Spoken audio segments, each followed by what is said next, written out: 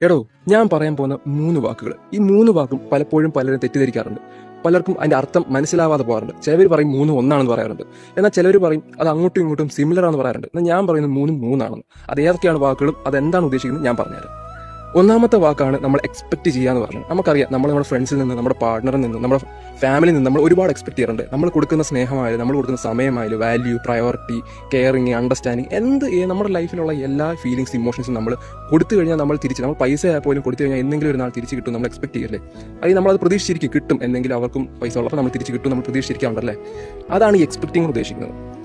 രണ്ടാമത് വരുന്നതാണ് ഡിപ്പെൻഡിങ് എന്ന് പറഞ്ഞാൽ നമുക്കറിയാം, നമ്മൾ ജനിച്ച നാൾ മുതൽ നമ്മൾ ഡിപ്പെൻഡ് ചെയ്യുന്ന 2 പേരാണ് നമ്മുടെ അച്ഛനും അമ്മയും. നമ്മുടെ ആഹാരത്തിനായാലും പൈസയ്ക്കായാലും ഡ്രസ്സിനായാലും താമസിക്കുന്ന സൗകര്യങ്ങൾക്കായാലും നമ്മളെല്ലാവരും ഡിപ്പെൻഡ് ചെയ്യുന്ന 2 വ്യക്തികളാണ് അച്ഛനും അമ്മയും. അതാണ് ഡിപ്പെൻഡിങ്. ഇനി അച്ഛനും അമ്മ ഇല്ല എന്നുണ്ടെങ്കിൽ നമ്മുടെ എൽഡർലി സിബ്ലിങ്സ് ആരാണോ, കസിൻസ് ആരാണോ, ഇനി നമ്മുടെ വല്യമ്മ, വല്യച്ഛൻ, നമ്മൾ അവരുടെ കൂടെ നിൽക്കുന്നെങ്കിൽ നമ്മൾ അവരെയായിരിക്കും ഡിപ്പെൻഡ് ചെയ്യുന്ന എല്ലാ കാര്യത്തിനും, അല്ലേ.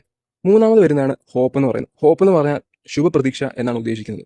അത് നമ്മൾ അമ്പലത്തിൽ പോയാലും പള്ളിയിൽ പോയാലും നമ്മൾ ദൈവത്തോട് പ്രാർത്ഥിക്കാറുണ്ട്, എന്തെങ്കിലും സാധിച്ചു തരണേ, എന്തെങ്കിലും സാധിച്ച് കിട്ടുമോ, നമുക്ക് കിട്ടുമായിരിക്കും, അല്ലേ. നമ്മളിങ്ങനെ മനസ്സിൽ ആഗ്രഹിച്ച് സ്വപ്നം കണ്ടിങ്ങനെ ഇരിക്കാറുണ്ട്. അതാണ് ഹോപ്പ് എന്ന് ഉദ്ദേശിക്കുന്നത്. അത് കിട്ടാൻ ചാൻസ് ഉണ്ടോ എന്ന് ചോദിച്ചാൽ ഉണ്ട്, ചാൻസ് ഇല്ലയോ എന്ന് ചോദിച്ചാൽ ഇല്ല. അതാണ് ഹോപ്പും കൊണ്ട് ഉദ്ദേശിക്കുന്നത്.